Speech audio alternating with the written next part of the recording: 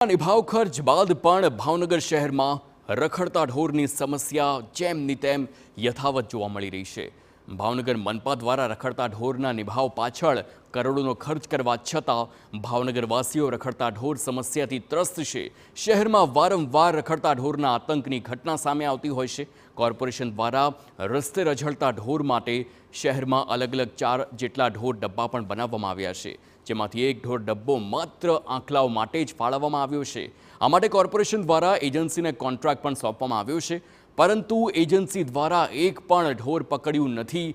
એટલે જ કોર્પોરેશનના એકલ દોકલ કર્મચારીઓ રોજના 7 થી 8 ઢોર પકડી સંતોષ માની લે છે, ત્યારે વિપક્ષ દ્વારા સત્તાધીશોની અણાવડતના કારણે શહેરની જનતાને મુશ્કેલી પડતી હોવાના આક્ષેપ કરી રહ્યા છે।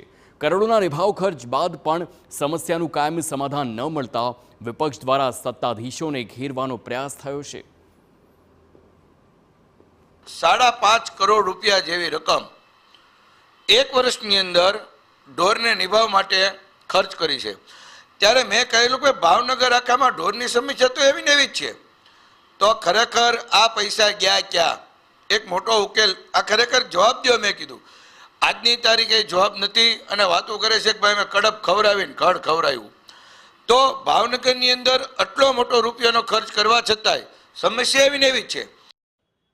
મનપા દ્વારા હાલ 2100 જેટલા ઢોરનો નિભાવ કરવામાં આવી રહ્યો છે, જેના નિભાવ પાછળ રોજનો સરેરાશ 2.5 લાખ રૂપિયા જેટલો ખર્ચો છે। છેલ્લા 9 માસ દરમિયાન રઝળતા ઢોરના નિભાવ પાછળ 4.5 કરોડ રૂપિયાનો ખર્ચ કરવામાં આવ્યો છે। આમ જોઈએ તો માસિક 40 થી 50 લાખનો ખર્ચ કરવા છતાં રખડતા ઢોરની સમસ્યા યથાવત છે। જે એજન્સીને કોન્ટ્રાક્ટ આપ્યો છે તે કામગીરી નિષ્ફળ નીવડતા તંત્રએ હવે ફરી ટેન્ડર બહાર પાડ્યા છે અને નવી એજન્સીને કામ સોંપવાનું મન બનાવ્યું છે। આ ઉપરાંત હાલમાં પકડાયેલા ઢોરને પાંજરાપોળમાં અને ઢોરના માલિકોને ઢોરને ઘરે રાખવાની શરતો પર આપવાનો પ્રયત્ન શરૂ કરવામાં આવ્યો છે। જોકે સ્ટેન્ડિંગ કમિટીના ચેરમેન પણ મનપાની ધીમી કામગીરીનો સ્વીકાર કરે છે। સમસ્યાની કાયમી સમાધાન લાવવાનો પણ તે દાવો કરી રહ્યા છે। ઢોરની સમસ્યા દૂર કરવા માટે થઈને આજુબાજુની પાંજરાપોળ માટે પણ અમે એપ્રોચ કર્યો છે। એમાં પણ લગભગ 1700 થી 1800 ઢોર મોકલ્યા છે। આ ઉપરાંત નવી પોલિસી પ્રમાણે થોડી ધીમી ગતિએ પણ અમે કામ ચાલુ કર્યું છે, જે માલિકોને સમજાવવાનું, માલિકો પોતાના ઘરે જ ઢોર રાખે એના માટેના પણ પ્રયાસો કરી રહ્યા છીએ। આગામી દિવસોમાં આ કામગીરી વધારે સખત બને એના માટેના અમારા પ્રયાસો રહેશે।